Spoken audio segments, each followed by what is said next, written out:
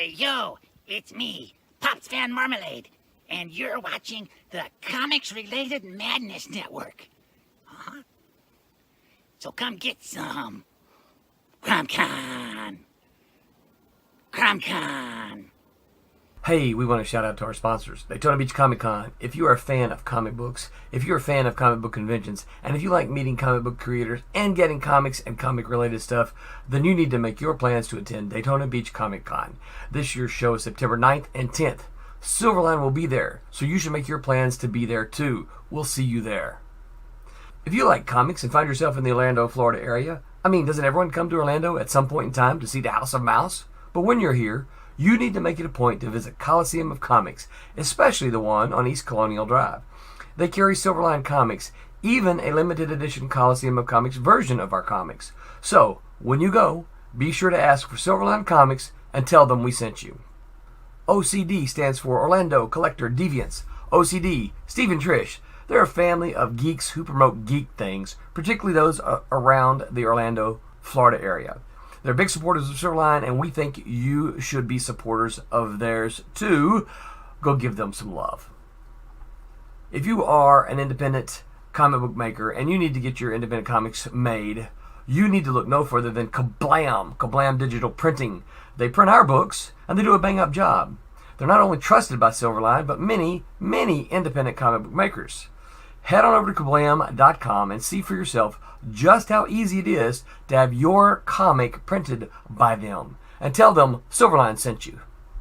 Hi, this is Tim TK, host of That Silverline Show on Tuesday. Join us at 11 p.m. Eastern, 8 p.m. Pacific every Tuesday night as we discuss pop culture and the joys of making comics. Hi, I'm Barb Kilber, co-host of Silverline's Wednesday Wham. Join us each Wednesday night as we discuss comics, literature, movies, and anything else that may catch our attention. I'm Roland Mann, and I host Silverline's Silver Sunday. Join me every Sunday at 8 p.m. Eastern as we make mine Silverline.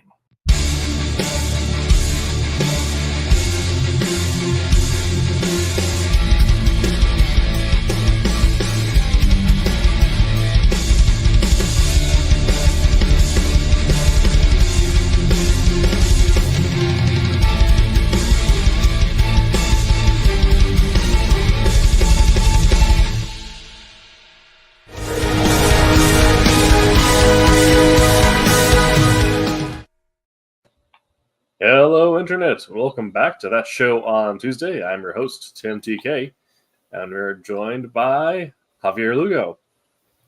Hey, good evening, Silverliners. How's it going? And Chief Silver, Mr. Liner himself, Roland Mann. What's up, everybody?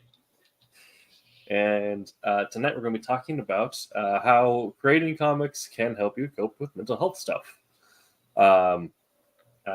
I specifically asked Roland to join me because that's something that we connected earlier on with as mental health things. And I know I don't know any creatives that have not been to some dark place in their head at some points in their life.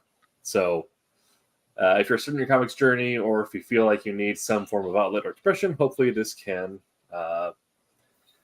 kind of coax you into the idea of using comics as a way to work some of that stuff out. So before we get into the deep stuff and start talking about feelings and all that, let's learn what has inspired our creativity this week.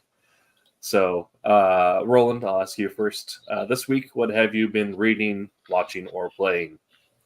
I have been reading Bluebell by Andrew Vox. Nice. I'm a big fan of Andrew Vox, so I'm probably halfway into the book. I haven't been playing a whole lot, but I played this past weekend. I played PUBG with my old college buddies. Nice. Yeah, we like to get on and have a good time. We don't take it too seriously for the most part. Let's see what else. I just discovered an interview between Jordan Peterson and Elon Musk, and man, those guys are smart. There's so much of the stuff they talk way above my head, and I'm like, wait, let me rewind that. What did you say? Because they talk about psychology and all kinds of things that just make me stop and go, I'm not sure what that means. I need to rewind. So that's been, I've still got, I think it was about an hour and a half. I'm sorry, about 2.5 hours long, and I've only listened to about right at an hour so far. But yeah. So for the moment, and I'm highly anticipating Thursday because I know college football started Saturday. Yeah. But my team kicks off Thursday, so I am I'm anxiously awaiting Thursday evening for the first game of the Razorback season. And you can see my foam finger is never far away, right? Yeah. So that's it for me, pretty much. Okay. I just want to acknowledge Matthew's question in the chat. That is kind of off topic at the moment, so we'll save that for the end, and we'll get to that when we do our open questions at the end. I also joined by David Rios. Hey, I got my internet working. So there we go. Talk about waking up from a nap, right? Yes. now it's like, yeah, the perfect time for it to go down. It just every couple of weeks or so, it just drops and have to reset everything in the entire house. So, yeah. Okay, Javier, what have you been reading, watching, or playing this past week? Well, my wife and I have started watching this TV show called This Is Us with Mandy Moore and what's his name? Milo Ventimiglia. And yeah, it's made me cry every night. So there you go. Talk about emotional stuff. Yeah. It's a good show. We're on season 3. Okay, nice. David, what about yourself? Just a little bit of the Christgau stuff. Some of the release books over the last week. Very little. No games. Just watch some Disney Plus series. While I was eating dinner type thing.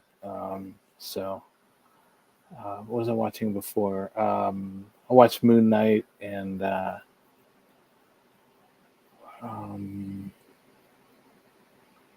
what was the other one? I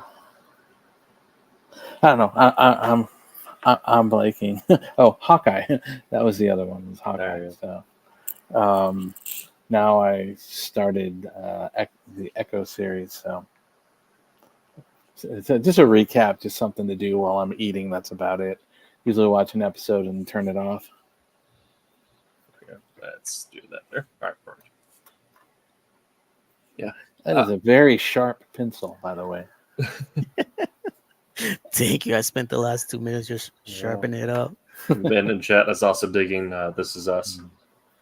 I haven't watched This in a while, but yeah, I do remember it being one of those shows. David, much like you, I'm also still making my way through the Christgau stuff. There's just so many books in that timeline that and probably like a lot of them were like all the writers that got on to write for that were really good. So it's not like a chore to work through it, but you're like, this is thick. Well, I've been trying to using somebody's suggested guide. Okay. To go through it, and it's kind of challenging because it jumps. It may be one issue of one book, and then 3 issues of another book, then back to another book, and it's just a whole lot of back and forth between the different storylines and everything. So I'm reading a lot on my Kindle, so I have to load about 6 or 7 different books in there and bounce back and forth between them.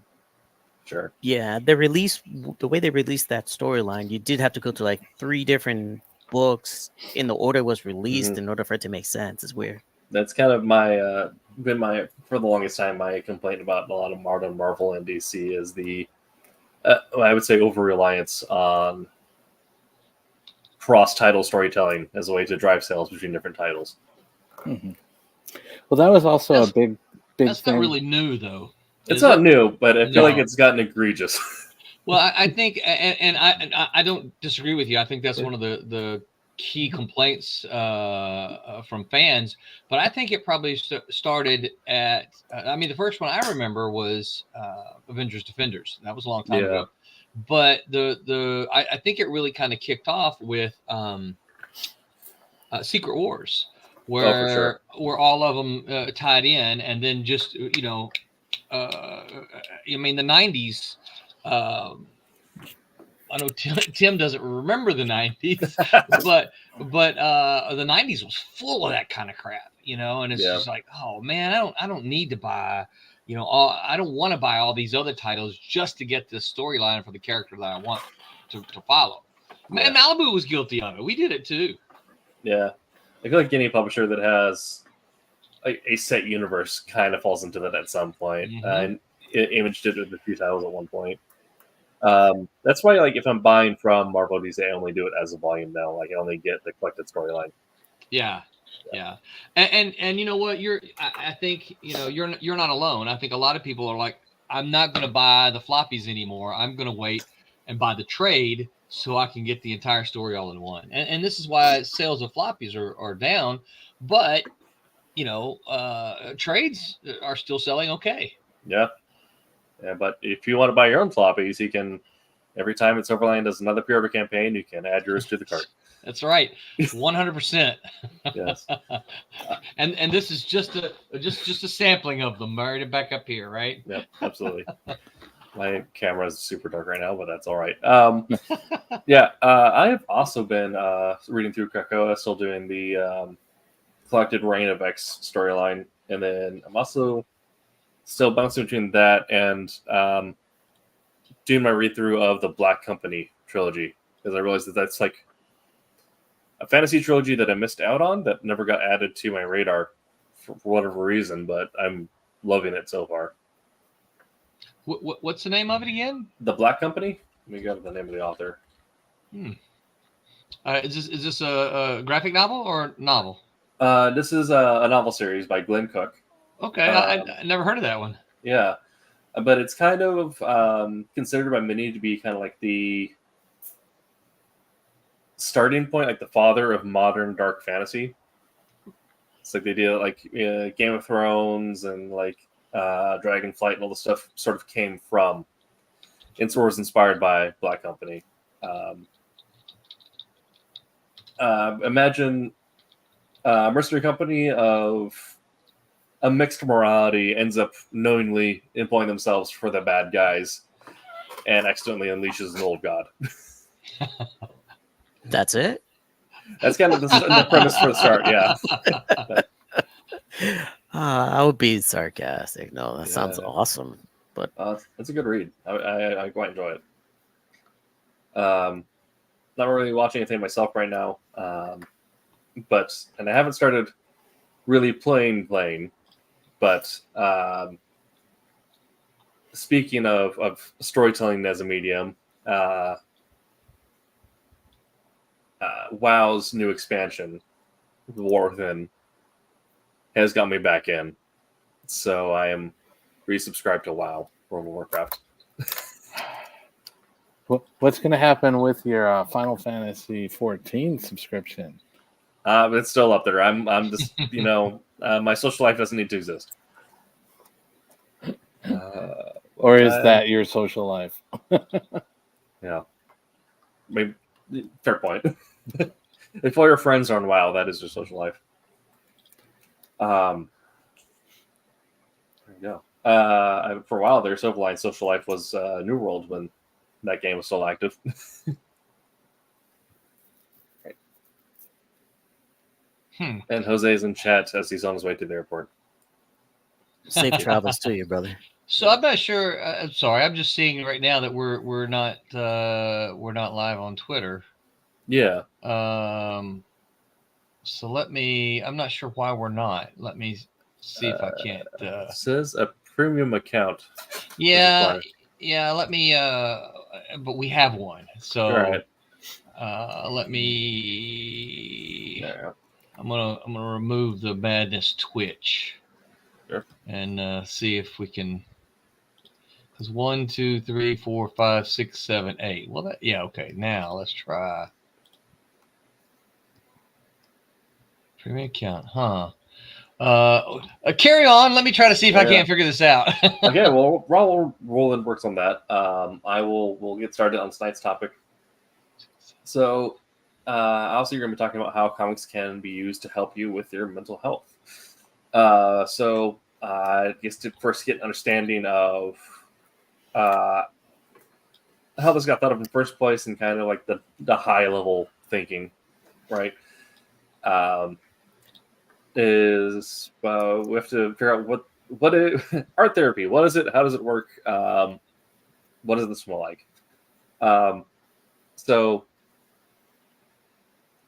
depression, anxiety, all these fun things exist and will sometimes just invade your mind against your will, and you have to find ways to try and express them, cope with them, kick them out, force them to get a roommate, something.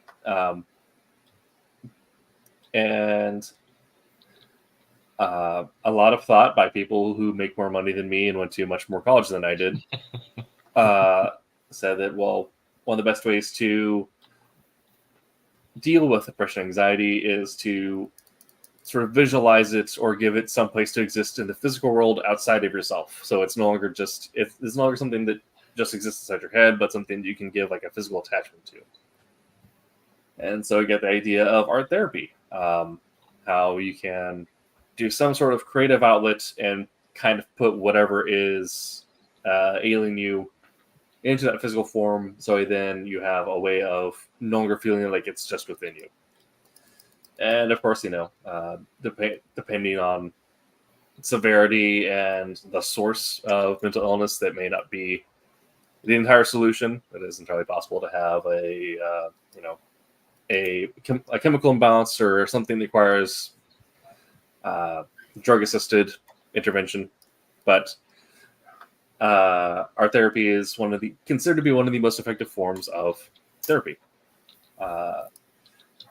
And uniquely, comics is a uniquely suited medium for this type of expression because it combines both visual and storytelling elements. And oftentimes you're working on it with more than just yourself, so it also adds in a sense of community. So there's been quite a few comics, especially in the independent scene, that have come out and dealt with some sort of the creative's own mental health struggles and allowed them to kind of vent it out into something that gets shared with the rest of the world. Examples of this are things like Rat Queen's Ghost World, on a Sunbeam. Those are kind of the three that I had top of mind, and I'm sure many others. And Javier is also drawing Spawn here, a character who both has PTSD from their time in the military, but also at one point in the storyline is given a very interesting emotional charge, and that they're able to essentially have severe levels of empathy by, was it the Emerald Guardian? Someone had essentially given the ability to feel everyone's pain around them. I'll be right back. I gotta grab a Spawn reference. Okay. And this goes back to our episode on drawing from reference. And Jose is also chiming in on Rat Queens. So I'll kind of grab some James O'Barr. Okay. Riding around the room here. And you don't need to go into too much detail if you don't want to. But I'll kind of grab opinions from everyone on if what are your experiences with mental health struggles, depression, or anxiety, anything like that has been like for you, and if you were able to use some sort of creative outlet to assist with that, and if it's comics related, great. If not, also probably have some good input. We actually have I was 8. Mom had cancer. I was failing at school, so I was grounded away from my comics and my art. Things did not improve, and I was sent to a therapist. The first thing he said was give Levi back his comics. There you go. Yeah. Yeah. Some level of escapism there. Definitely very helpful. Yeah. Thank you for sharing. Yeah, absolutely. Thank you. Mm-hmm. Was that a broad question, or were you going to ask people? It's a broad question for everyone in the chat, for everyone in the call here. Yeah, so I'll jump in. I'll stop looking for this because I can't find my account information real quickly. I know that. So for me, it's more about the creating than the consuming. Mm-hmm. I mean, obviously, I think there's a lot of comics that deal with all kinds of loss and tragedies and personal things like that we can always, or that we can read, look at, draw inspiration from. But for me, it's always been the idea that I take whatever's going on and turn it into something creative. Yeah. Of course, a lot of you guys know I lost my dad recently, and that's been pretty tough. I haven't done anything creatively with it, but I've really been pouring my soul some into my personal journal. And I think that while that may not be creative, things in my journal often end up in creative outlets, whether that be short stories or comic books and characters somehow, some way. It's almost my journal's almost like a note taking tool for me. I can write down the things that funny things, serious things, stupid things, angry things, all kinds of things like that in my journal. And then I can come back to it and say, well, hey, I was feeling this particular way when this happened. How can I use this in this character who might be feeling something similar to what I was feeling then? So for me, it's been a pretty incredible outlet as far as creative, right? Does that make sense at all? Yeah.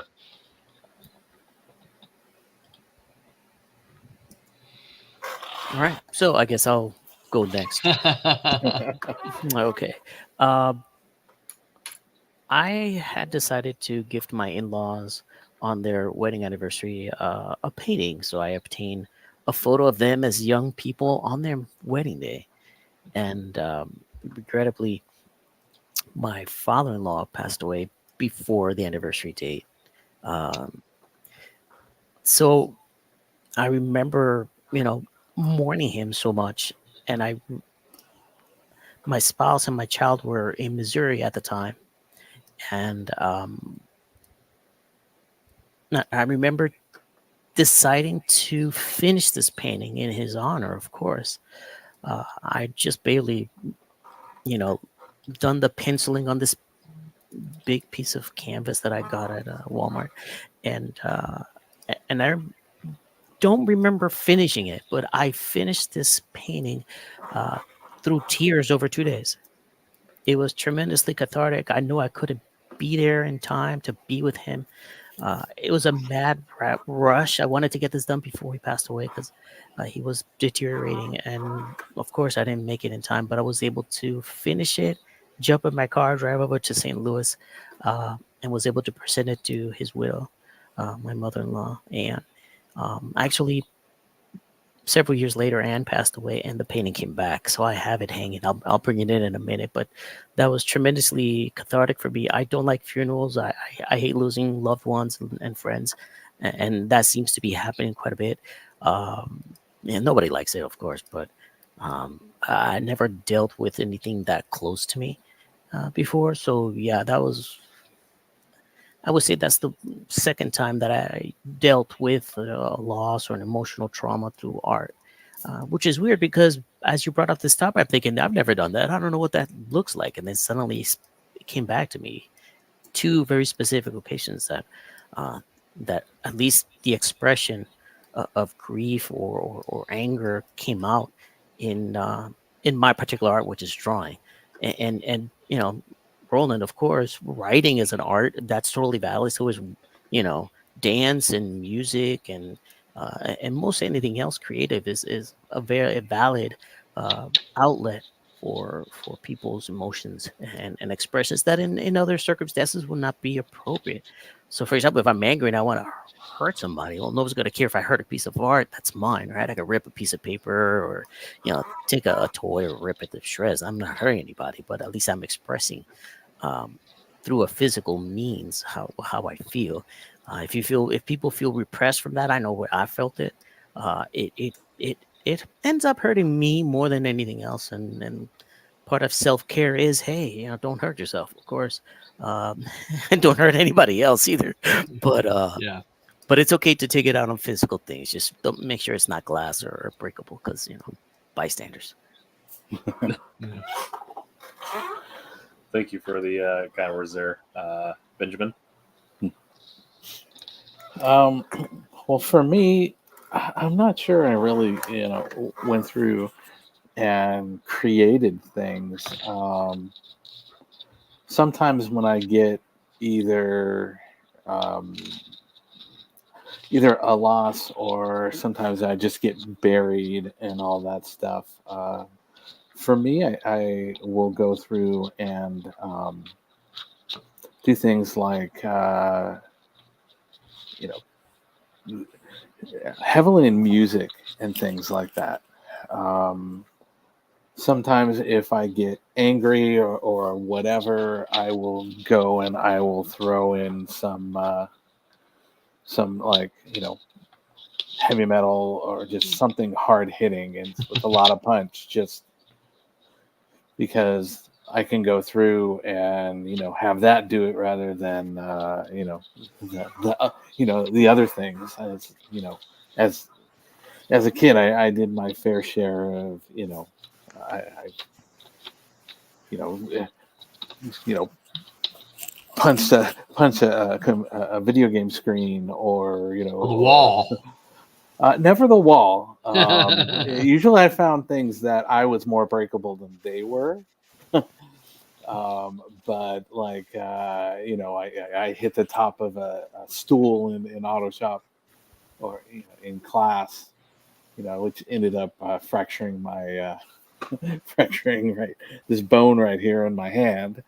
So I learned pretty well not to, you know, not to go through and do a lot of violent stuff, but I let it all out through music and stuff like that. And a lot of times when I get, you know, if I get really sad or something and I want something that's really, you know, that I just want to tone out, and, you know, I want to shut all the lights off and just listen to it, and just feel it. One of the big things that I listen to is the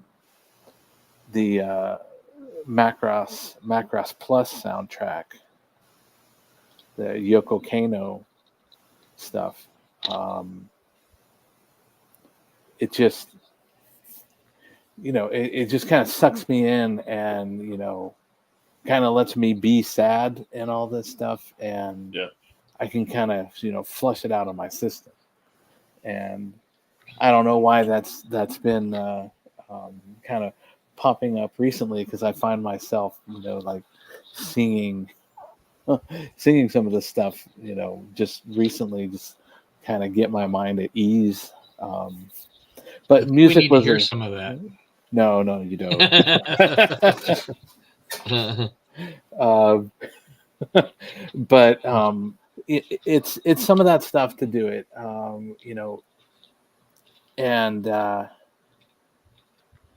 sometimes it's like you just got to let go. And I've had some stuff, lost, when I lost my mom, a year before that I lost my brother. So things like that are more of the outlet. If I get things where I get the urge that somebody needs to be beat up, then I will go and I'll pull it. Maybe I'll pull a comic, and have the professionals beat up people for me. Right. There you go. Yeah. But yeah, most of my stuff is I'm very heavily into music and stuff. I'm not a I'm not a Roland here. I wasn't never in a band. I wasn't, it wasn't cool and all this stuff. But music's always played a very heavy thing for me. So I kind of let myself drift between those different emotions there. So definitely. Benjamin again in chat. No, there you go. Spider-Man helped me through my parents' divorce. The Crow helped me through darker times in my young adulthood. After I returned from my first tour of duty in the Army in the Middle East, typoed as Middle East, which is appropriate. Middle East. It was writing and creating comics that absolutely saved me from destroying myself. Wow. Yeah. And they also share your love of the Macro soundtrack. Yeah. For me, it's like it's been a combination of things. I was diagnosed with ADHD,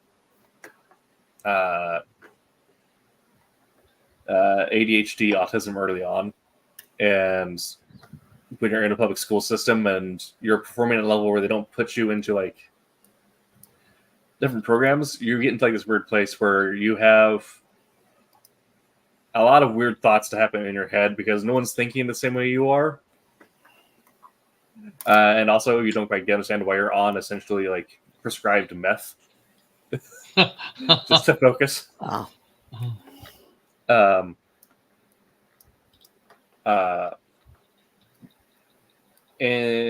interviewing a lot of things that can come out of that. And then if you're someone who's diagnosed with stuff, I strongly recommend getting involved with your care interventions, learning how to label things and like deal with them so you're not a victim to your stuff. You know how to manage it and deal with it. But one of the things that can come out of that is a generalized anxiety disorder, imposter syndrome, things like that. Yeah. And so, of course, like X-Men stuck out to me because it was, characters that were different. And that was their whole thing, is like they were special because they're different. And so having like a brain that didn't work like everyone else's, that was very helpful. But then I unintentionally ended up writing that imposter syndrome and dealing with that into Captain Willard and Wolf Hunter. I realized after the fact. Yeah. And then similarly end up like you can also get like an overactive sense of duty, which I definitely found, especially with the way that I deal with my family and being the caretaker of like disabled parents now and all that. I ended up putting that into another character that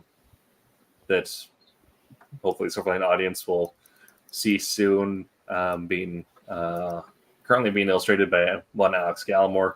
Mm-hmm. Who we've been trying to get on here.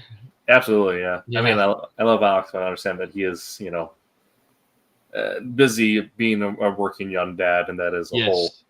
Yes. That's a whole thing. But yeah, you end up putting like kind of these things that I'm like, the things that I have decided that this is something I've understood is like giving me some sort of like mental pain. So I'm going to put it in a box, give it to a character, and it's no longer mine. I no longer have to deal with that. It is now someone else's.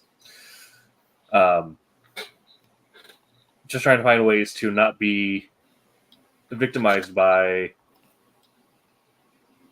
stuff that can be very emotionally upsetting by expressing it in a place that I no longer feel like I no longer have ownership of it. It's not mine anymore. That's kind of what I found with them. And usually it's after the fact I realize I've done this. Like, I never do it intentionally. It's always like after I finish like the outline or finish writing an issue, I'm like, oh, I have just.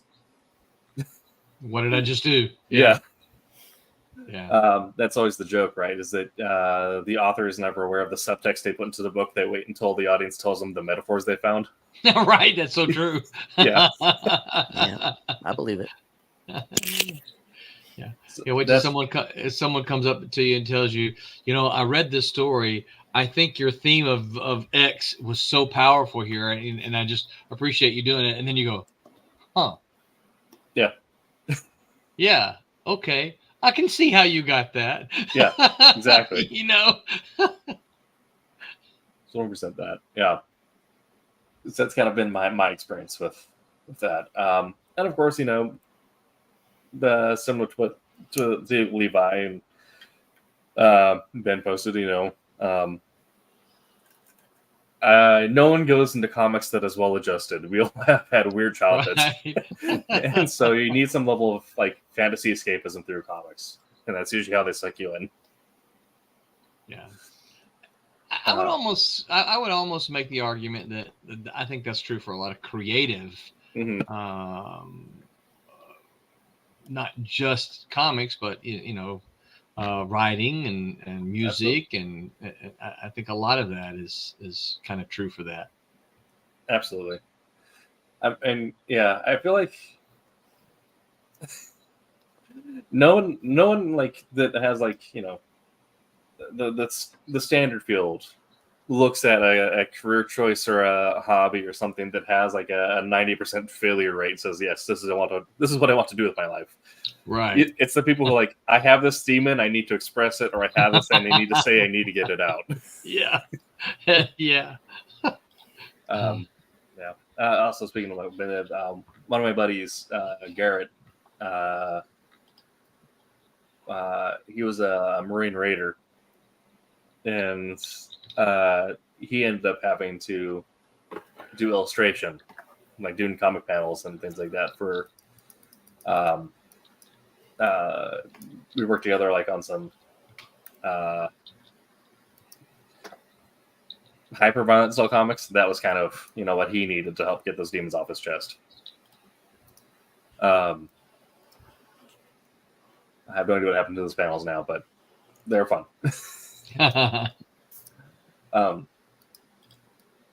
Okay. And we just hit on my next bullet point as well from that. Fantastic. Okay. So a lot of these things, like whether it comes from a sense of grief, or if you have a pre-existing anxiety or depression condition or anything like that, a lot of these things will end up being what ends up making them feel so heavy on the psyche. Sometimes, again, this is stuff written down by people smarter than me. I've just taken their notes and thank you. Trying to hit mute. Trying to hit mute. It can never get in time. It's well, I was on the button, but when I sneezed, it went off. Yeah. No, my favorite thing is when you like mute yourself, but just as you sneeze, so you like unmute yourself as you sneeze, so it looks like you. There you go. Does anybody else get scared when you're driving and that happens? Oh yeah. Oh yeah. I'm gonna die. Absolutely. Yeah. I'm gonna lose my vision and run into somebody. Yeah. Oh. Sorry.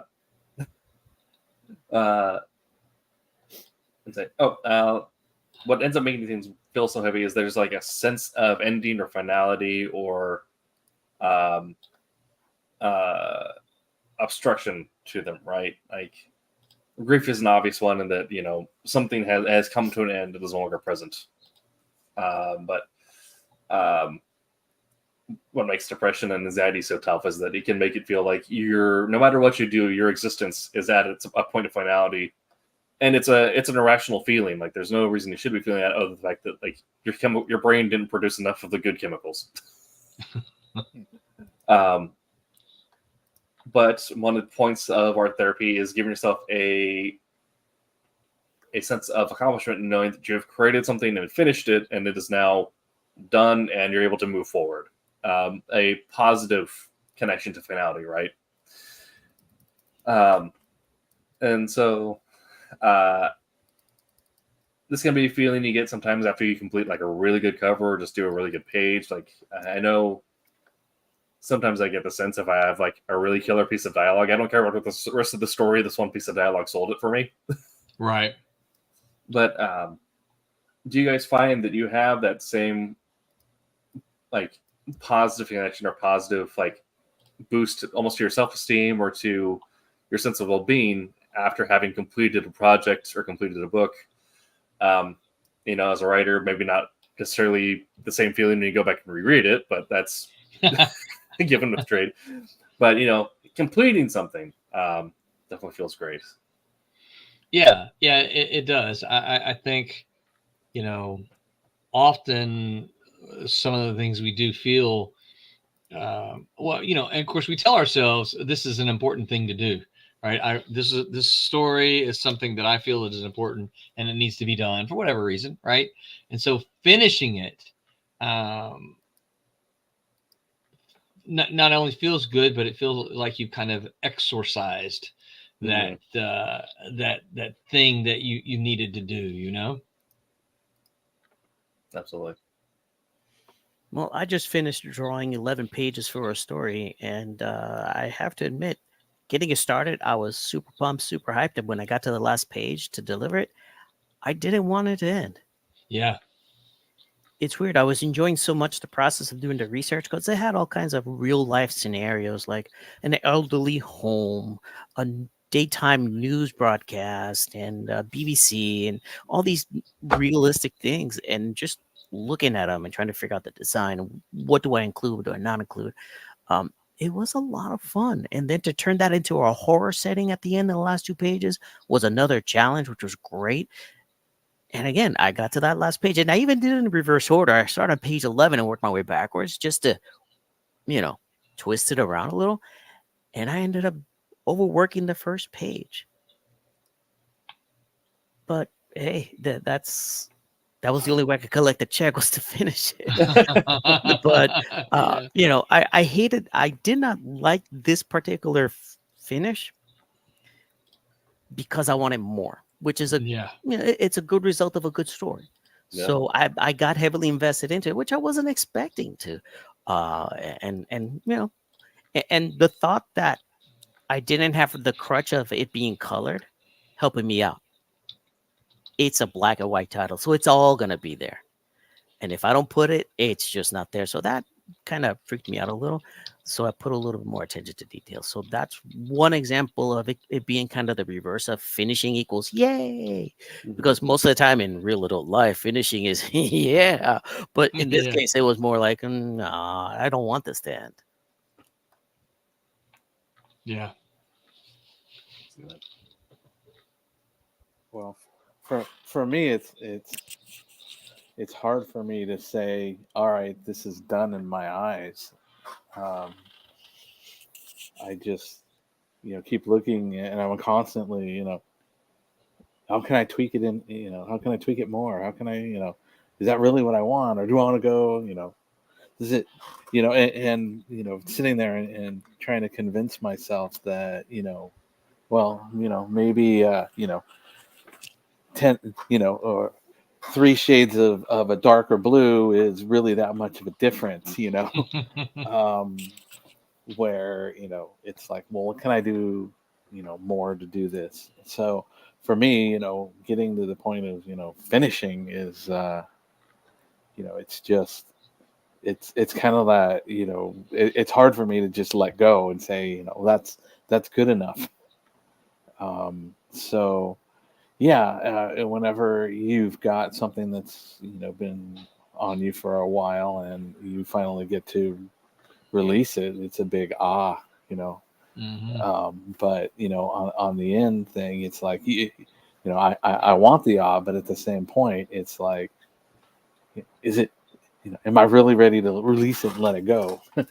You know, is it really good enough for me? You know, it may be good enough for everybody else in the world, but is it really good enough for me? And that's the hard part, is just to get to that point. So I used to tell my students that you never really finished your work. You just run out of time. Yeah. Because creatively, we just want to keep it going. If we got a painting, part of your mastery is knowing when to drop the brush, just put it in. Yeah. Yeah. Well, you also look at, you know, you get, I think I just saw something, if I remember, Jim Lee just got some of his old pages back, you know, and he wanted to go touch them up and, you know, and do that too. So, you know, there's also that. It's like, okay, well, you may also consider, you know, this is good. I'm getting what's required of me. You know, this is what, you know, everybody wants. But maybe in the future, you know, a year, 2 years, 5 years down the line, maybe you decide that you want to revisit something. You know, that's kind of the whole basis for the George Lucas special editions and stuff, right? Yeah. You know, I mean, maybe it's just something you want to do later. But. Well, and I think sometimes some of that is like, particularly when you're first starting off, right? You have to often you've got to answer to other people, right? If you're writing something, for instance, and someone else is going to do it, and that someone else might say, well, I think you need to make this change here or that change there, or I think you need to add this in. You know, in the back of your mind, you're like, well, I don't. That's not exactly what I'm thinking. But you make the change because you're working to get your work in print. You're working to get out there, right? So 20 years later, you're like, okay, well now I can revisit this thing, and I can add this scene in, or I can delete this scene that I didn't want it to be in there the first place, or I really wanted this scene to be in there, but you know the initial publisher insisted on it or something like that. So I think there's some of that. You can say, that way you can say this was my, you know, initial vision. So one of the things I always said about short stories is that short stories are never really finished until they're published, right? Mm-hmm. I mean, I've got a drawer full of unpublished short stories that, you know, and on them, it's funny because you can look there are multiple drafts, and on each of the drafts it says final, right? Right. But my draft might say, you know, draft 12 final, right? And then I'll go back and say, well, you know, I think I want to touch this story up again because I haven't sold it, right? It's not been placed anywhere, so I'll go back in and I'll touch it up, and then I'll say, you know, draft 13 final. Yeah. You know, but it's not it's not final until it's published. And even then, some people are like, well, I want to revisit that. For me, I think kind of like once it's published, okay, that was my goal. I wanted to have it published. Boom, there it is. That's the final version. Right. Well, I think this kind of comes into how this can also help sort of develop an interesting skill, right? There's a quote that I love, which is misattributed to Voltaire, and of course was said by some random person at some point, and no one bothered writing down the actual person's name. But is perfection is the enemy of complete, right? Right. Yeah. No, absolutely. And I think, you know, if you're creative, like you probably have some form of perfectionism, and it is notorious for how it will invade your creative space, but also in the rest of your life, it'll probably end up attaching itself either to your professional career, your house life, your family life, things like that. And that can be a huge source of anxiety. So the process of having this, you know, creative thing that you're packing your emotions into, and that you have to have a point where you can say, like, nope, it's done, I'm shipping it off. Mm-hmm. I think that can be almost like a tool to help learn how to, like, almost fight that source of anxiety, that perfectionism, and say, like, I don't need to be perfect. I can just ship this off and call it a day. Yeah. And you're right. There does have to be a point where you go, all right, this is enough. Yeah. And one of the things that you know I always challenge, in particular, artists can be, you know, really bad about this as well. What? is that and of course, everyone hollers at me, this is not the 1960s, 70s, 80s anymore. I get that, right? But if we look back, comic artists could do, a page and a half a day, full time, of course, right? So you're looking at 8 to 12 hours, right? Something like that. Or I'm sorry, like 4 to 6 hours, 8 hours, something like that. Well, today, not very many can do that. And one of the questions I always challenge an artist to say is like, okay, look, draw your page for 6 hours. Once you get there, then you have to start asking yourself questions. Any extra amount of time I spend on this is going to make this book perform better, whether you want it to be popular, whether you want it to win an award, whether you want it to sell copies, right? If I spend an extra 4 hours, am I going to sell enough copies to make that extra 4 hours worth it?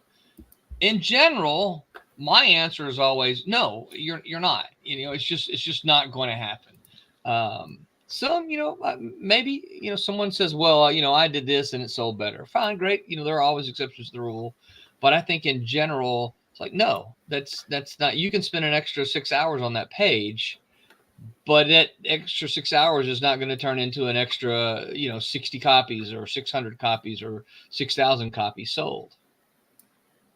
Unfortunately. And that explains also why a lot of people, when they do their own books, their own creations, and they're handling it top to bottom, will take forever to get one thing done. Right. As part of a creative team, the writer feeds me. Mm-hmm. But I got to remember, I got to feed the next person down the road. The 2, 3, 4 people that are coming after me. If I don't get my job done in time, they pay the price. That's income that I'm taking from them and postponing and pushing that back and putting them in dire straits. I learned that the hard way. And, the colorist called me out on it, and deservedly so. Blake Wilkie, may he rest in peace. He went off on me and said, dude, I've been waiting on your pages for 60 days. You said they were supposed to be done. I'm like, I'm just working on the art. He's like, no. You don't understand. I had this scheduled very specifically. This book on this day. You're done now. I'm already on the 3rd project down the road. I don't have time for this book now. Right. Yeah. So since then, I'm remembering it now, and that was back in 2012. Yeah. It stuck. Yeah. So I remember. I just like I'm being fed, I need to feed the next person down the line and just keep that locomotive going. Yeah. Yeah. And this kind of pulls into like the next point I had, which is how comics is also what really think kind of makes it especially unique in terms of a form of escapism or art therapy, and that it is built its own deeply connected, sometimes toxic and weird, but deeply connected community, and can provide an excellent source of connection. Yeah. Especially when we're talking about things like depression, anxiety, where you need to have some form of community or connection to make you want to get out of bed some days where like you're in the pits of grief, or again, you're at the moment where your brain just like, create enough good chemicals. I have some buddies where I am their accountability buddy in their depression. So I have to check in and make sure they ate today, they showered, do all that stuff. Making comics, you have that same thing. You have the buddy who is like, hey, did you write this today? Did you finish this panel? Yeah. But also you can have this sense of joy, right? In that whether this is meeting someone in the shop to discuss the comics that came out today, or like how I did, where we have the AOL and MSN chat rooms. If you remembers those. Yeah, I do, yeah. Message forums, conventions. Some of your deepest friendships will be just with random people that you only see a few times a year at conventions, and they just sit on the floor of some random like convention center eating an overpriced burger, talking about your favorite things. Yeah. I mean, I'll be honest with you, man. Yeah. One of the reasons that and COVID didn't really have anything to do with it. It just happened to be the timing. One of the things I really like about hanging out with these streams is that's exactly what we're doing, right? Yeah. We're hanging out together. We're having a conversation about things that interest us, right? And hopefully interest the people that are tuning in to listen to us, right? And it gives us that connection. Yeah. You know? I feel connected to you, Roland. No, I make jokes of it, but I truly miss the energy of being with other creative people. I get it where you put people together, the creativity somehow like spreads like a whirlwind from one to the other to the other. Because I don't know how, but it is like a commune. Like everybody starts vibing on the same wavelength and kind of not directly but indirectly challenging each other to be a little bit better, to borrow from that, or hear a rhythm and kind of tweak a little and hear a poem and kind of incorporate that into a different point of view. And I can't get that in the vacuum of me. Right. I'm not creative enough for 5 people in one brain. Not happening, not without psychedelic stuff. And I'm not into that. But, I get that feeling just being in a convention room with other people makes me a better artist and more energetic. And I feel more alive there than solo in my room. Which has its place. Don't get me wrong. I do need some solitary time to think about where I failed, how I can fix it. But when it comes to breaking new ground, it's hard to do it on my own. It's much easier if I had somebody next to me, or somebody, not literally next to me, but close enough where I can go, hey, listen, I'm encountering this problem drawing this thing or this angle or this emotion. How have you handled it in the past? And they can just quickly go like, here it is. Boom. Thank you. Leonard, I remember a story about James Doohan, Scotty from Star Trek, inviting a suicidal fan to meet him at conventions. Having that founder and others helped get that guy out of his depression. Yeah, absolutely. It's being around people who are just excited for like be there to share in the space with you as you are does a lot. Especially like, and again, comics is really interesting because of it's almost like a shared mythology, right? Comics are the modern mythology. And so when you're in a point where you're feeling alone and isolated, but you're now suddenly surrounded by people who know just about as much, or if not more, and are excited to talk about the same thing that you're excited about, and all of a sudden, so that sense of isolation can start breaking. Comic-Cons can be exhausting at energetic events. I miss them. I love my cons. I'm mostly there now, either working behind the scenes or as a cosplayer now, which is interesting.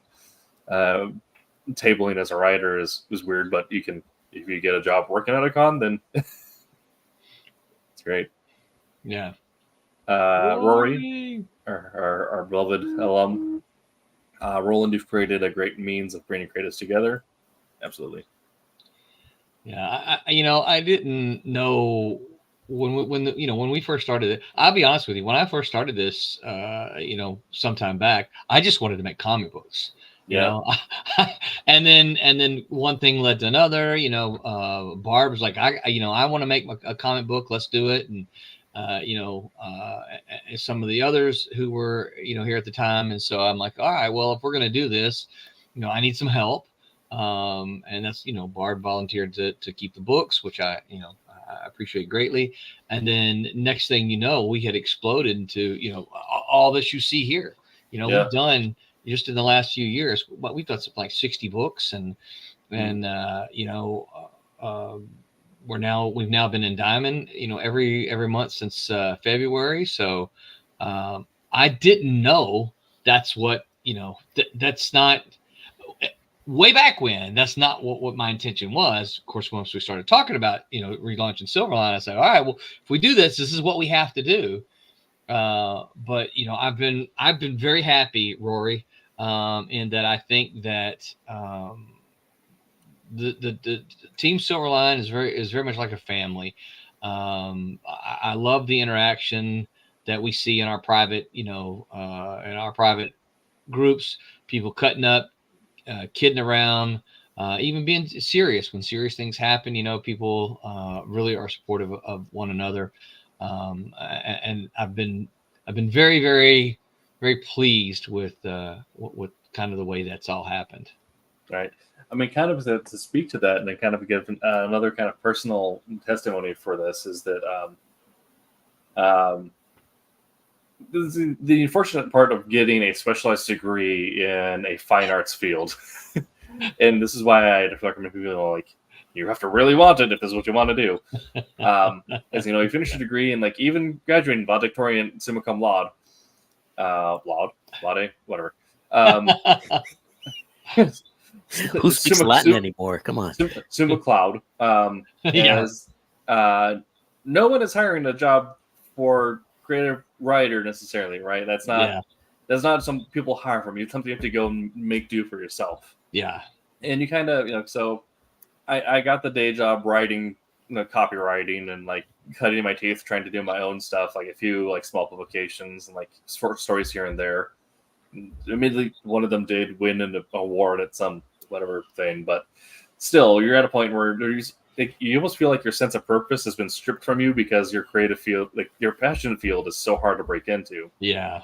But then you reach out to me and like, hey, you still want to make comics? I'm like, yes, absolutely, yes, please, yes. And immediately being thrust back into that sense of like purpose and community, was fantastic. Because again, it's like when you're working on something creative like this with a team and you're meeting people, you can get a very strong sense of purpose because you know that your expression is going somewhere, that there's other people who are excited to share that journey with you. Yeah, absolutely. Ben, I'm not going to Rose City this year, unfortunately, but my partner is. So I don't know who they're cosplaying as yet, but you should get a table, Tim. At Rose City. Yeah, I'm looking at the one in Salem here. Okay. But I'm actually playing at a golf tournament that weekend. So that's unfortunate funny. timing. Yeah. I'm playing in the golf tournament on Friday, and then I'm winning, and then I have to accept a community award on Saturday. Wow. Nice. Impressive. Most impressive. Thanks. But one of the companies that I work with is we do a lot of like community reinvestment and charity work. So, and doing a lot of advertising for like those like smaller like community funds. So, we got recognized for that. Anyway, so that's unfortunately where my weekend is at, that same weekend. However, I will be at KimuraCon in October this year. So if you're interested in the anime con of things in Portland, I'll be there. Nice. And I'll be working press, I believe. So I'll be on the floor for a little bit, but mostly I'll be helping run interviews and stuff. Yeah. I have to get back on track on my notes. So, Roland, I've seen things with posts with Jose. So you guys have Daytona coming up, right? Yes, we do. On the 7th and 8th. Hold on, let me get back to it. September. Yeah, 7th and 8th, which is just not this weekend, but the next. Well, 8th holds a place for me because that's my birthday, September 8th. So you're there, I will be getting a year older. So we'll hoist a drink for you. Then how's that? Okay, that sounds good. This happens to be milk, but we'll have a drink in your honor. Yeah, this year we'll have let's see, it's mostly the locals this year. Me, Haley Martin, who is the artist on Bear, colorist on Obsoletes, colorist on Rejects. Thomas Formonti, who always does his flybys. You guys know Tommy. John Crowther will be there. Yep, I think he'll be there with a wrestler, but of course he'll have Team Beetle. Brent Larson will be there one day. Brent is the writer, of course, of Kalis and Cape Town. Jose will be there. Jose is, of course, the inker for Obsoletes, and then he's going to pencil the last issue. But he's also inking the new volume of Cat and Mouse, and man, it looks so good. Let's see. I think that's everybody. I don't have my list in front of me. Caught me off guard a little bit with that one. It's what we strive to do here. Yeah. So yeah, we'll have a good crew there. And I just, it's funny. I just saw someone post on Twitter earlier today that they had gone to a show and they were very disappointed in that show. And of course, and they were in Central Florida area. And I said, oh, well, you should go to Daytona Beach Comic Con because it is a Comic Con. And then he's like, I've been there for the last 2 or 3 years. I love it. It is a comic show. And I'm like, well, we've been there too. Why have you not seen us? So I said, you got to stop by this year and say hi to us and maybe grab a photo and we'll post it on the Twitterverse. Yeah. So yeah, Daytona Beach Comic Con. So love that one. And of course, they're big supporters of ours. Yes. Yeah.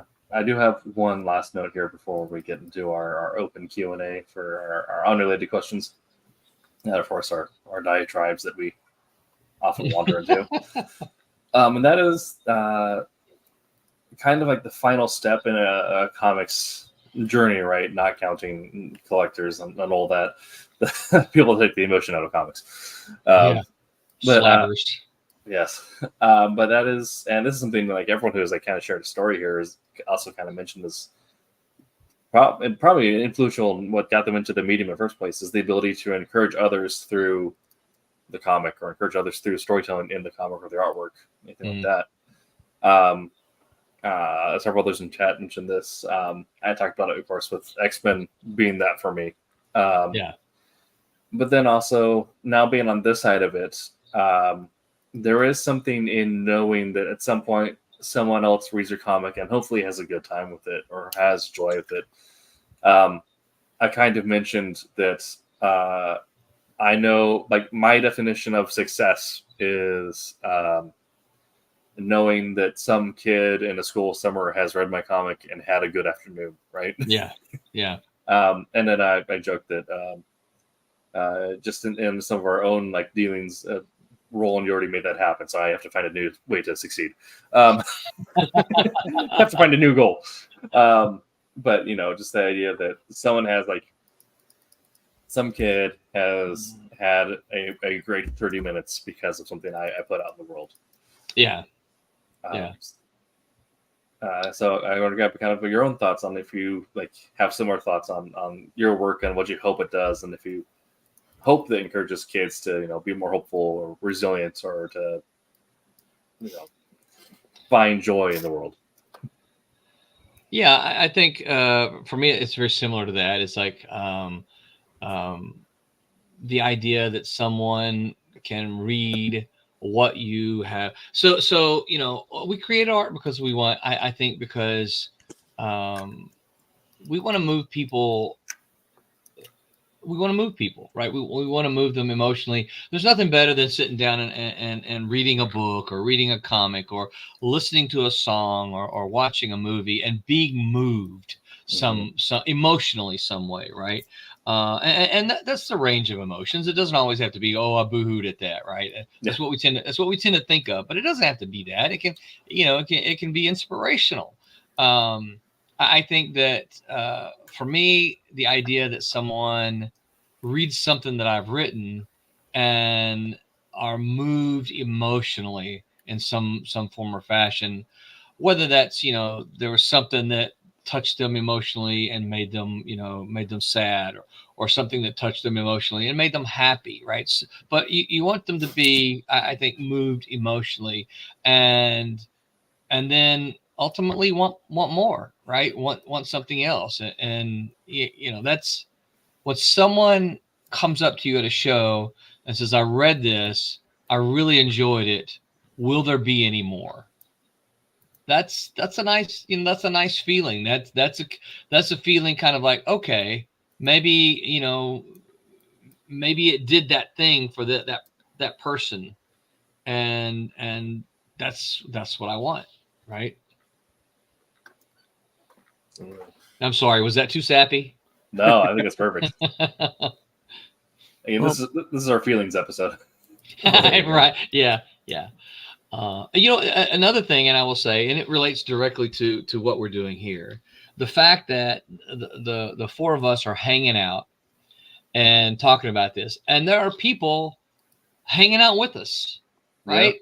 Leaving comments in the chat that this is a topic that interests them as well, that they want to participate in and share the feelings and emotions that we have about this. I think to me that's a good feeling, because it's like, hey, I want to sit down and have a conversation with you. And I think for all of you who are here watching and listening, I appreciate you. I appreciate you hanging out with us, because, that kind of tells us is that, you enjoy hanging out. It's like if we were at a convention, we'd be sitting at the hotel bar hanging out, Yeah.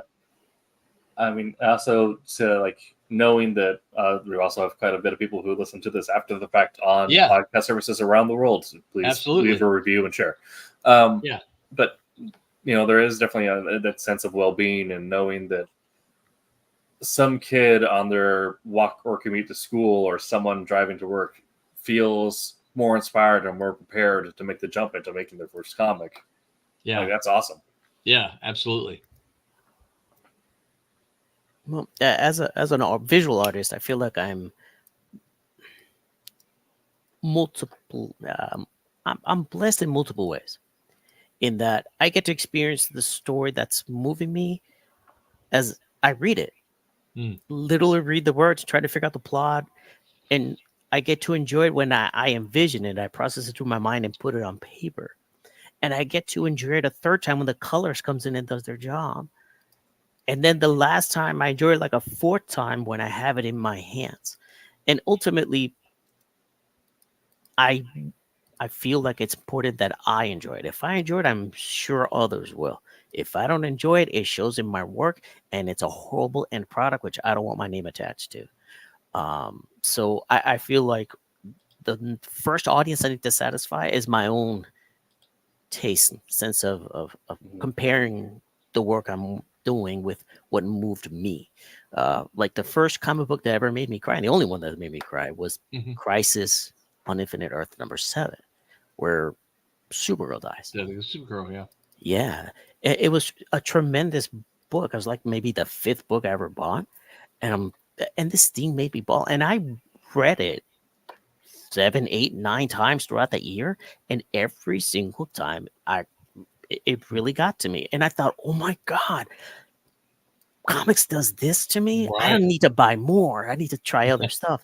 And nothing else ever compared to that tremendous representation of superheroism, of making the last minute play, like Cap said, jumping on the grenade.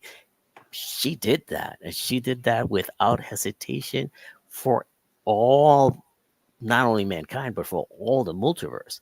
That's a tremendous thing. And then to think, I missed Flash dying too. He did this earlier, and I missed out. And that even made it worse, because I felt like, wait a minute, I'm enjoying this, but somebody already sacrificed, and I missed it.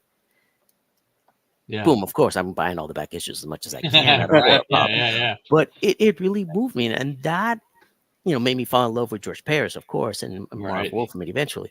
But it set the bar so high that not much else compares to it, except like, The Crow or something like that. Yeah. Actually, that's a interesting kind of little note. Are there comic books that made you cry? For me, there are 2, right? The first one that made me cry was the death of Gwen Stacy, right? As a kid, Spider-Man was my favorite, and when Green Goblin killed Gwen Stacy, I just boohooed, right? And then the other one was, I had to have been, I guess, probably older teen. I'd have to look at the year that came out. But I bought the graphic novel, The Death of Captain Marvel. And this is one of the, in the line of the first Marvel graphic novels. And for those who don't know, it's what 40 years old now, so no spoilers. But Captain Marvel is battling cancer, and he loses his fight with cancer. You talk about emotionally moving. The dude is like, and he's upset because he's like, I fought aliens and bad guys and villains and thugs and all this stuff. I fought all these and I've survived all this, but there's nothing I can do about this. And yeah, that final scene with everybody surrounding his casket, it's just incredibly moving. In Marvel continuity, is that statue monument still on the moon for him? I don't know the answer to that. I'm not sure. My guess would be to assume so, but I haven't followed Marvel in the last 15 years, so I don't. If anybody out there knows can help us out, that'd be great. Yeah. I'll just go through and read some of the House of Summer stuff from X-Men because the Summer family's been living on the moon. Just see if they're right into it. Yeah. Okay. Well, we are. I believe it's already been an hour 15. Oh, So, wow. Okay. Yeah. So we've kind of moved through all of our points here. So I figure we'll move into some general questions we got that are off topic. Oh, I got to sign this one. Matthew asks, what do you think of Image Comics as a publisher? They're great. They're no Silverline, but they love that answer. They put out some really fun stuff, so I definitely enjoy what I can from them. And they do have open submissions. You do have to have a fully completed book, which that's what I recommend if someone's like, what I do if I'm getting into the industry. Well, finish a book and then shoot it whenever you can. And of course, shoot it to Image. Because from what I've heard, they're still the same way. From what I heard, they're usually pretty good about including actual editor's notes.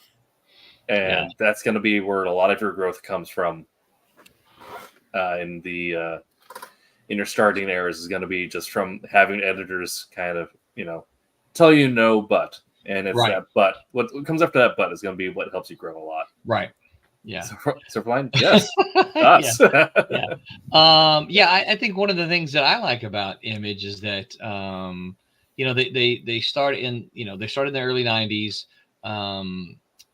The idea of being independent creators owned, the independent creators own the stuff and not the corporate guys. And they've held true to that, right? They are a publisher that publishes comics that are still owned by their creators.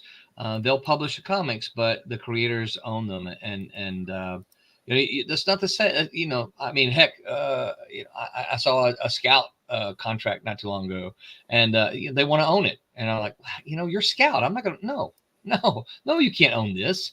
And so that's why I'm a big fan of the company Image. I'm not a fan of everything they do, obviously, but I'm a fan of them because they've held true to their vision since the early 90s. And like Tim said, if you want a book, send it to them. They might tell you no, and they likely will, but send it to them because they'll look at it. Yeah. Image in 2000 AD. I like their stuff too. I like that,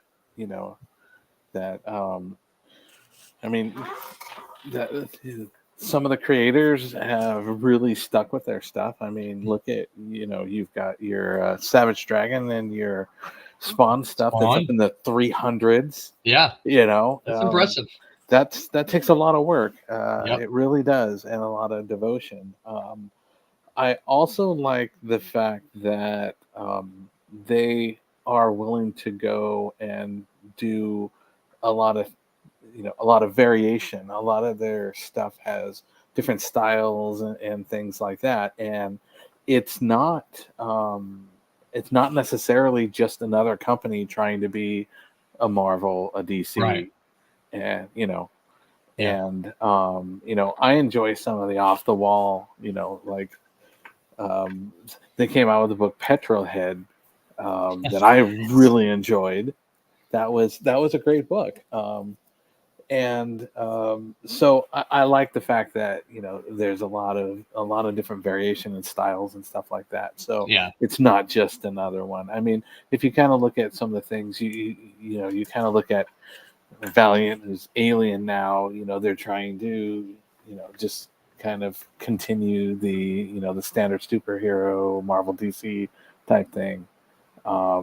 But you really have a lot of things different with Image, and I also like another company I like that does that does some other stuff is Dark Horse. I do like some of the things and directions that they go as well. So Yeah. And Dark Horse is also local to us, Oregonian, so you can. I believe they still do office tours.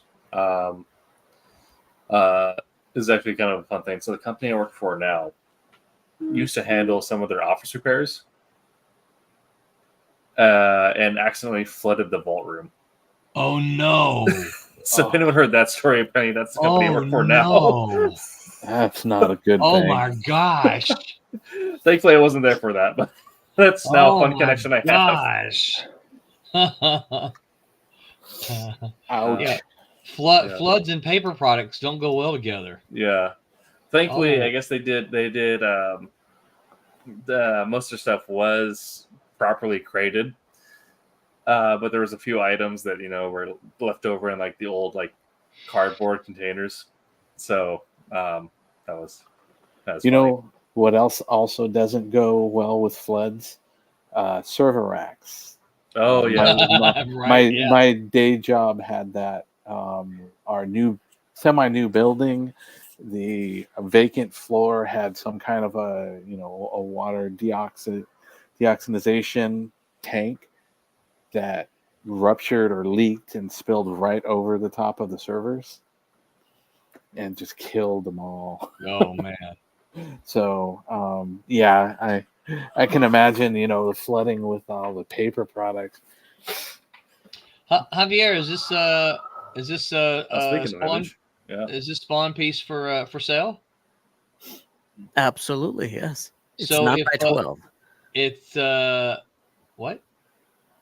Oh, 9 by 12. It's 9 by 12. Okay. Yes. Yeah. So if someone is interested in this 9 by 12 Spawn by you that they have seen you work on live, what do they need to do? Reach out to you via what?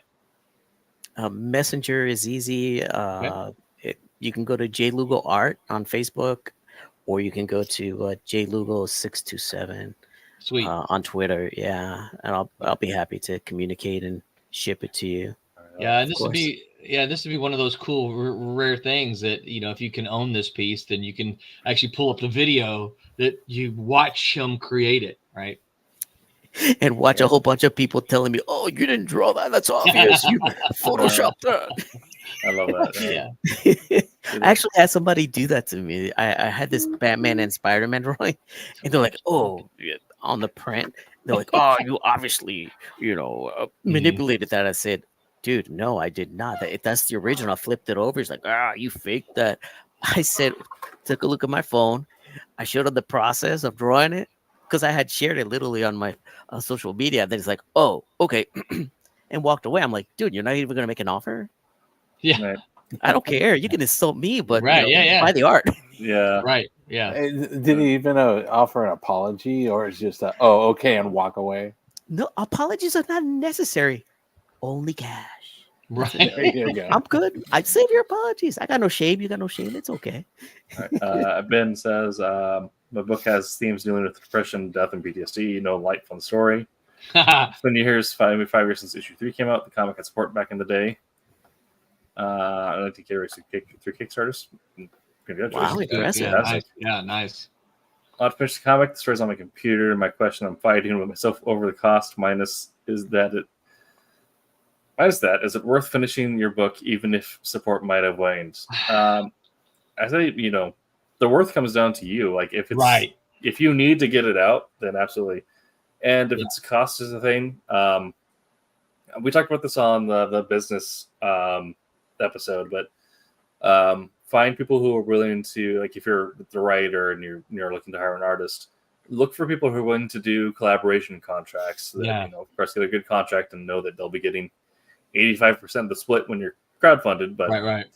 You can usually you'll be able to find work if you have a solid contract and you're willing to give up like the appropriate share. And also, you want to find someone who kind of believes in your project, right? So someone who believes in it, and they don't have to be as gung ho as you. No, nobody will, right? Because it's your thing. But you want to find someone who is kind of like, yeah, that's a good. I like that. That's a good. That it has value to tell that story, and that they want to be involved in it as well. Yeah, I mentioned this before, but if you're a Redditor, go on r/comic collaborations. Post that you're a writer looking for a artist for collaboration, mention the kind of split you're wanting to give. It is, of course, the split of the comic industry is there are far more writers looking for artists than there are artists looking for writers. But there are going to be some people who may find that they want to do page rate instead, and then that gets into the tricky situation of funding before you have a completed book. But there's going to be some artists out there who, if you think something is cool, there's someone else there who thinks it's cool. Oh yeah, right? yeah. That was Stan Lee's thought when he created X-Men and all this other stuff. Is like I'm doing this for me, and someone else is going to like it. Yeah. So the challenge is finding them. Yeah. So, but just find the right resources. As a digital living, find some places. Just mention that this is a collaboration. This is the split I'm willing to do. We have a history of completed product, which is huge. Yeah. I'm asking if you feel pursuing career comics is worth the price 6. Absolutely. Yeah. A career, boy, I don't know. I don't know. Yeah. I'd say, depends on. Don't quit your day job is one of the things I would say immediately. Yeah. I mean, even. I would say, so my thought is this, let me jump in here, Tim. My thought is this, is that don't quit your day job.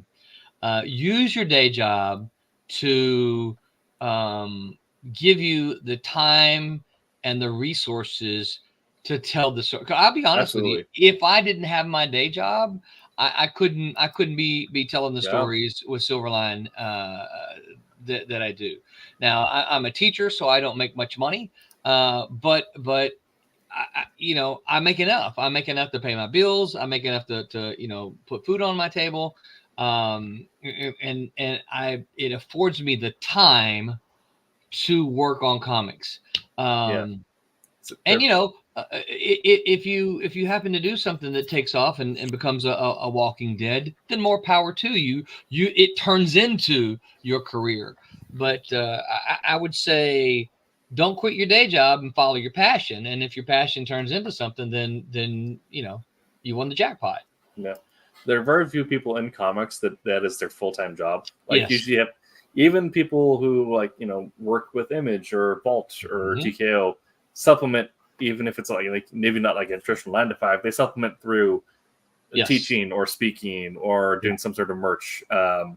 The only person I know who is genuinely a full-time comics writer is Donnie Katz, and he is working on 8 titles a month for the big 2. Right. Yeah. Yeah. Yeah.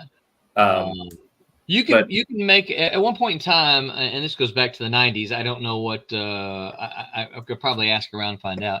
I don't know what the page rates are anymore, but at the time, you could, if you got a job for Marvel or DC, and this is part of the reason everybody wanted to work for Marvel or DC, because they're the ones that paid the money.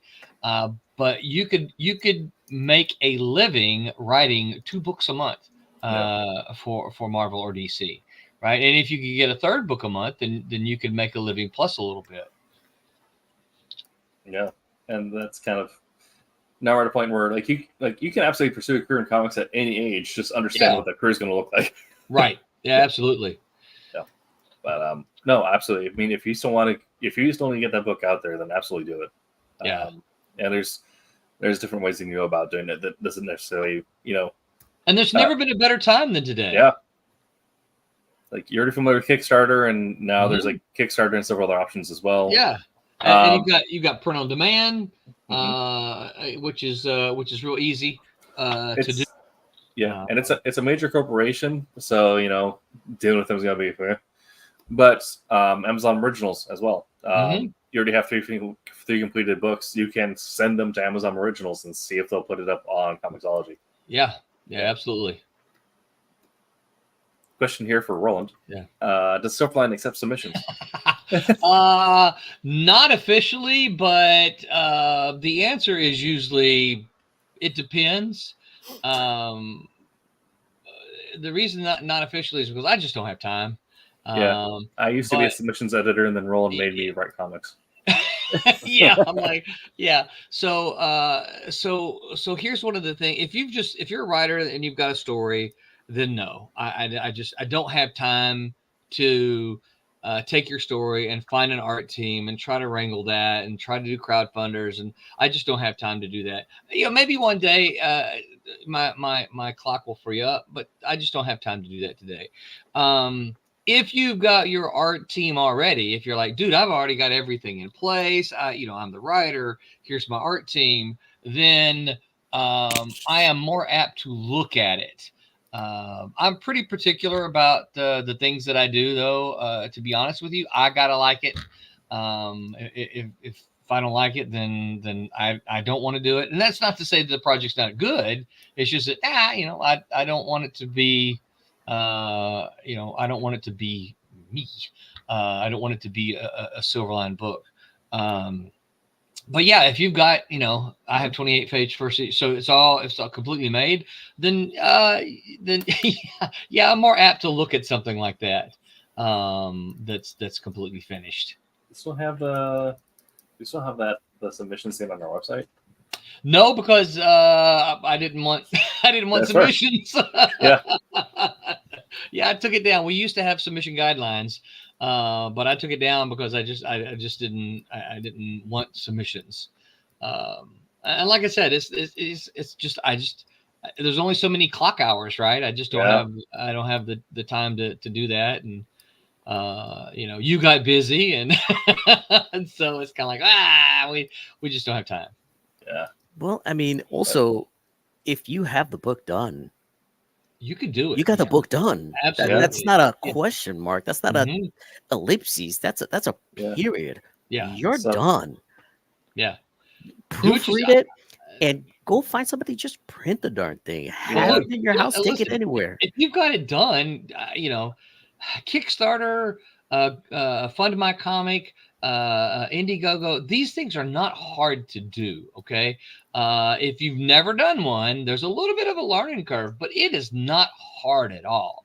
You can stick that thing. You're like, well, it's already done, so I don't need to make a whole lot of money. Okay, well, set your goal low. Set your goal at 500, 750, 1,000, something like that.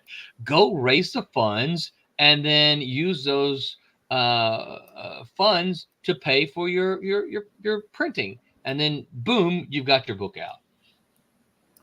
Yeah, I can hear it, but it owns it. Okay, so it looks like you're working on the social media marketing side of things, and that is where a lot of creatives kind of struggle. Yep.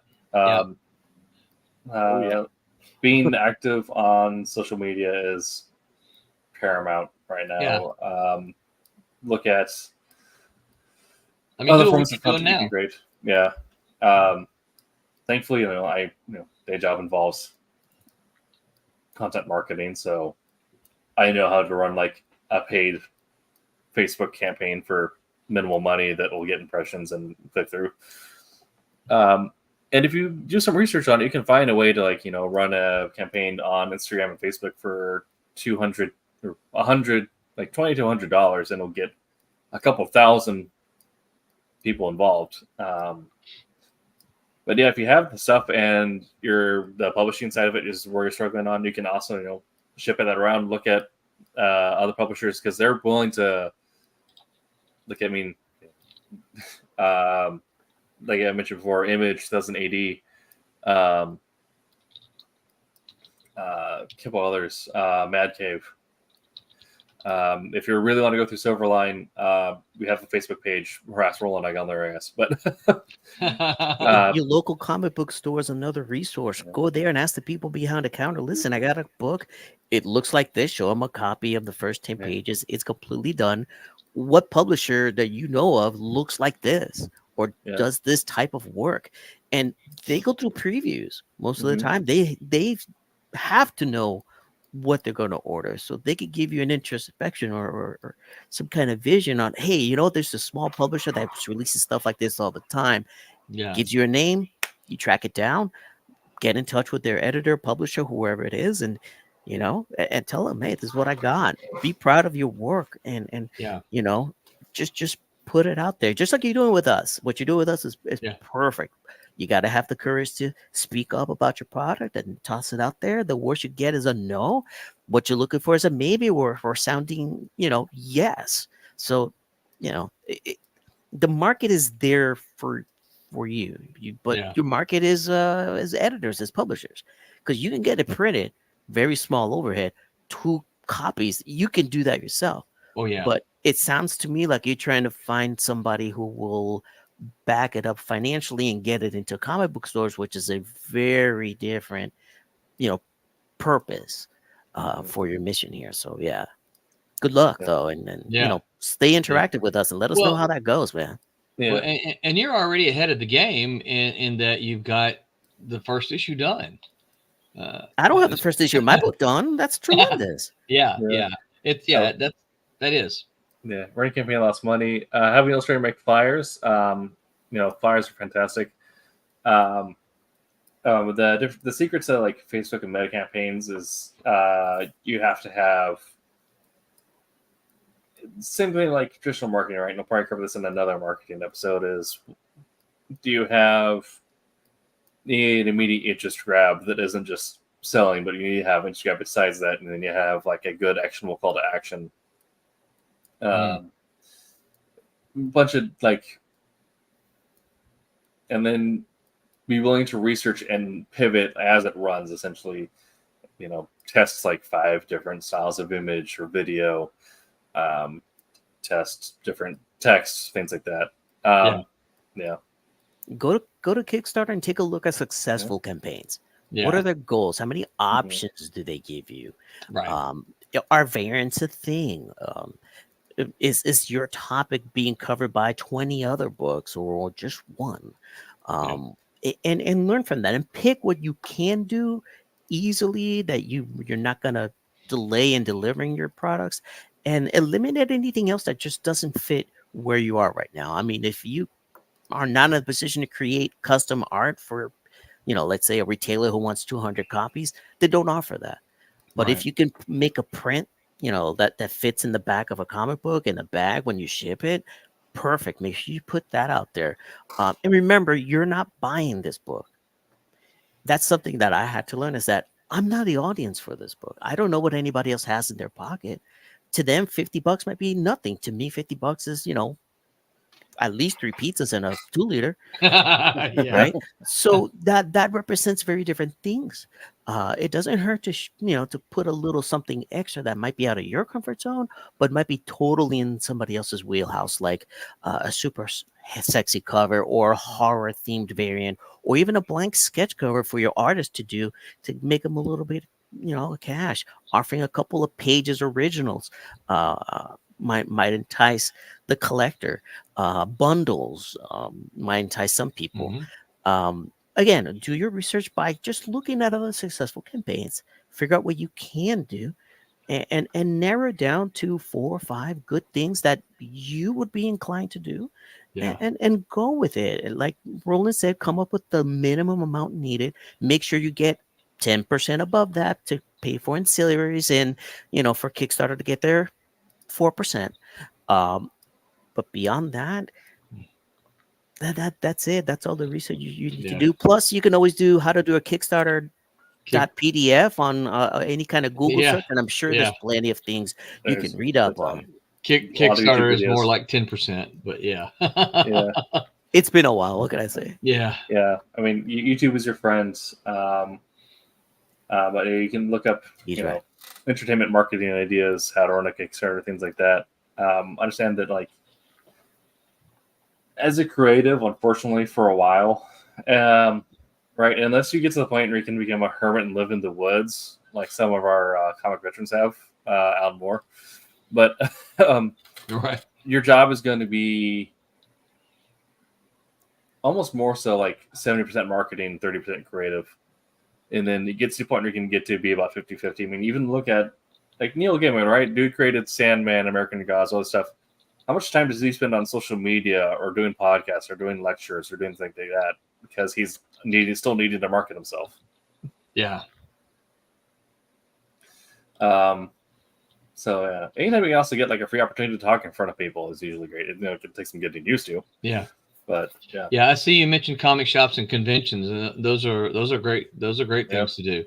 You know, even if you can't set up at a table, which is the best way, right? But even if you can't set up, go there with a stack of comics that you know, and don't be afraid to give out a copy to comic vendors, people who could buy copies of your book, or even other comic book publishers that you can say, hey, here's an example of my, you know, my work. You know, people love free stuff. Look, I don't care who you are, people love free stuff. So and kind of like if like go as a vendor is great. Kind of what I said I do now is, and instead of vending really is, most places will have a place for you to apply to run a panel. So if you can get your own panel set up, or if you can be there on staff, that's also like a huge thing, because now you're in a point where people are forced to listen to you. yeah. Timescales joined us on Sunday. Good to see you here, Timescales. Coming in the 11th hour as we're getting ready to wrap up. Yeah. Okay, well, we have reached a point. Thank you for your questions, Matthew. Hopefully we have been helpful. Benjamin, same with you. We hope this has been a good show for you. So I'll open up again.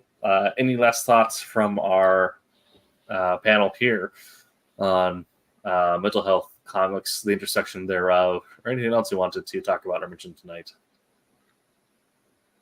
All right. Well, I got two things.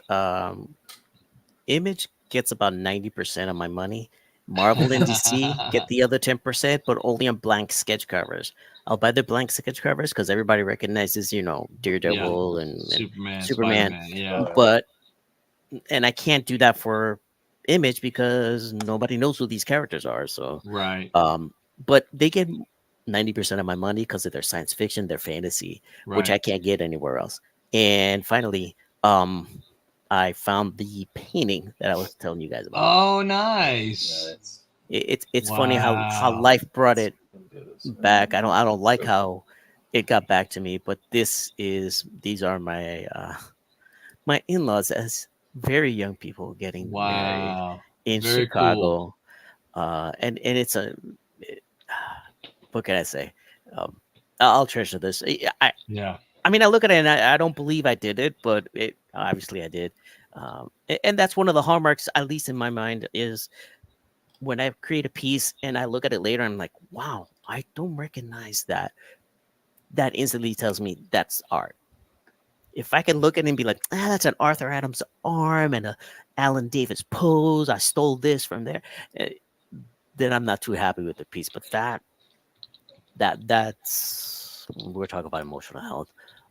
That's cathartic. That was cathartic for me, and I am glad that at least my mother-in-law was able to keep it for many years, almost a decade, and it brought her joy. She didn't throw it away, obviously, so she must have thought a little something about it. I thank you for the opportunity to share a little bit of the inside of the artist here. You know, not all of us are suffering and drinking and smoking and typing, you know, like an old reporter that doesn't exist anymore. I mean, don't get me wrong, drinking and smoking is still part of life, but I don't smoke or drink. I read comic books. You're reading them wrong, man. You got to roll them up. No, I'm sorry. I'm sorry, wrong chat, wrong group. But yeah, thanks for the opportunity. Really great, interesting topic. Thanks for everybody who, you know, share their stories. I do want to put a legal disclaimer. We are not counselors. We're not telling you to do any of this stuff. Please, this is our personal opinion. We're only responsible for our own thoughts and our own opinions. He's wrong. Buy more comics. Yes. Now that I can get behind. Yeah. That I can get behind 100%. I am 100% telling you as the audience to make more comics. You tell you what, you promise to buy them, I'll promise to make them as long as I live. There you go. Well, with me, it's just I basically say if comics is an outlet for you, whether it's either something a positive outlet, or if it's something to help you deal with some negativity and things, and it empowers you, then I say go for it. It's definitely it's definitely a fairly healthy way to do it. There's a lot more unhealthy ways to deal with things. So you can you can channel your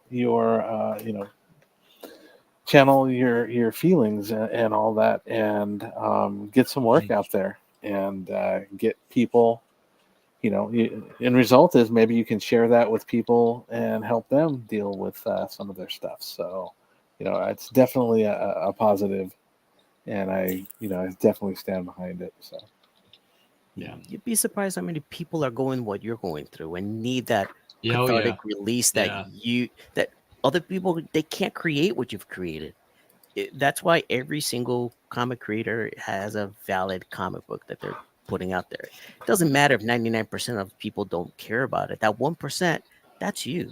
Yeah, that's you and your people. So create it, put it out there, and there's a time for everything. There's a time for sexy comics. There's a time for horrible comics. There's a time for the comics that are all just rage based. Not everybody listens to the same type of music all the time. We all have different music for different occasions. We're not gonna do speed metal at a wedding reception, right? It just doesn't apply. It'd be funny as hell to see everybody shaking in a mosh pit in a Although I got married to Queen's Wedding March. There you go. I had the Star Wars theme play when I entered. As long as it wasn't Another One Bites the Dust, I think it was not. It was the actual wedding march. I'm just messing with you. Good one, dude. You can, no matter what it was, you can say, how successful it's been for how long that you two have been happily married. So there's a testament. She's put up with me for a lot of years. So.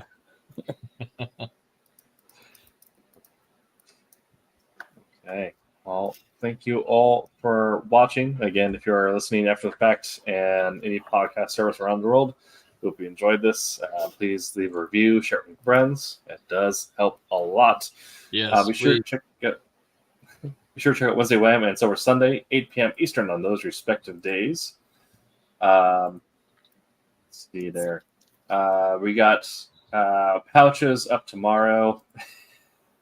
And Sunday's taking Labor Day off, it looks like. Yeah, I was going to say Sunday, we just decided earlier today that we're going to take Labor Day off, so it'll be a replay of some kind. Good. On Tuesday, we have How to Make It in Comics. And yes, again, it's going to be talking about how this looks different for everyone. By my previous definition, I have already made it, so I need to figure out what that is going forward. Who knows? But we hope to see you then. Make sure to keep your eyes on the Silverline website and all that for what pre-orders are currently available. That's currently in Diamond, so you can get those from your friendly neighborhood comic shop. We will be back next week. But until that time, there we go. Make mine Silverline. Hey, I'm G-Rod. Make mine Silverline. You heard me.